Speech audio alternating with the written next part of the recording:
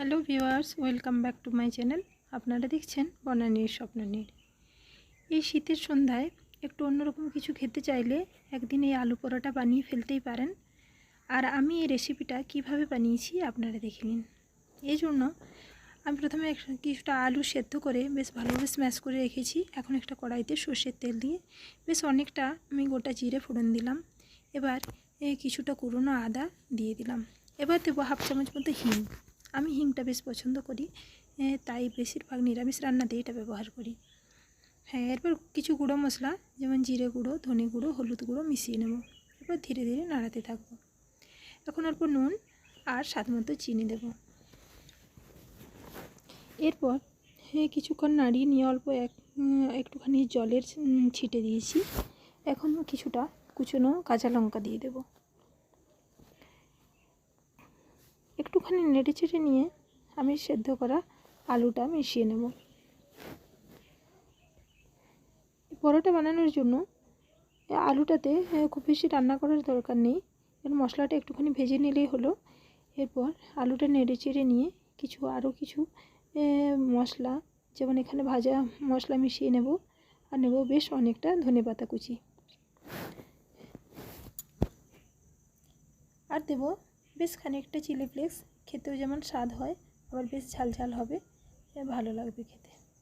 Chilli flakes, শুকনো লঙ্কা avoid করতে চাইলে চিলি ফ্লেক্সটাও অ্যাভয়েড করতে পারেন। এবার আলু পরোটার পুরটা আমার তৈরি হয়ে গেছে। এবার আমি কয়েকটা এরকম বলের আকারে গড়ে নিয়ে একপাশে সরিয়ে রাখব।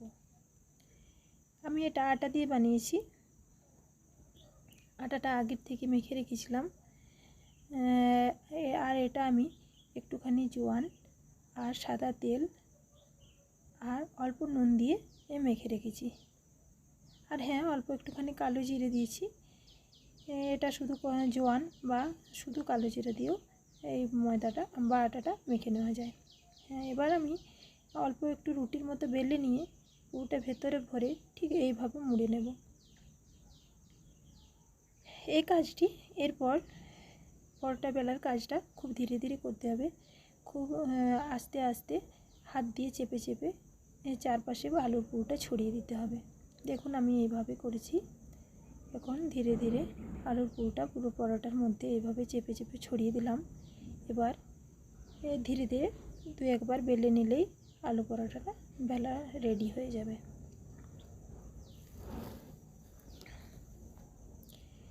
আলু পরোটা অনেকের পুর বাইরে বেরিয়ে যায়, তার জন্য আমি আরও একটা প্রসেসে আমি এখানে পরোটাটা বানিয়েছি।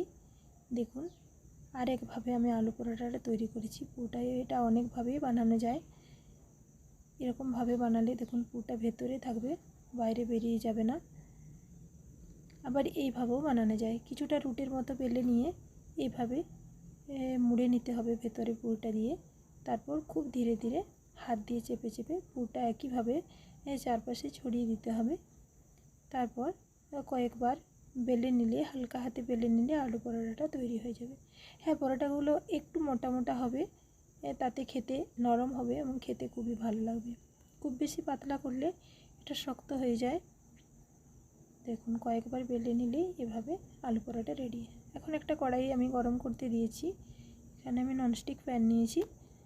এবারে এতে তেলটা কম লাগবে। এবার ধীরে ধীরে ভেজে নিতে হবে। আলু পরোটা ভাজার প্রক্রিয়াটা খুবই ধীরে ধীরে করতে হবে। বেশি তাড়াহুড়ো করলে ভেতরে কাঁচা থেকে যাবে, যেটা স্বাস্থ্যের জন্য খুবই খারাপ। দেখুন এইভাবে খুবই ধীরে ধীরে আমি ফোলা পর্যন্ত অপেক্ষা করব, যতক্ষণে এখন পরোটাটা ফুলে এসেছি। এখন আমি এতে তেল বা ঘি ব্যবহার করব। আমি এটা সাদা তেল দিয়েই ভেজে নিয়েছি। এটা ঘি দিয়ে ভাজলে এর টেস্টটা আরও ভালো হবে।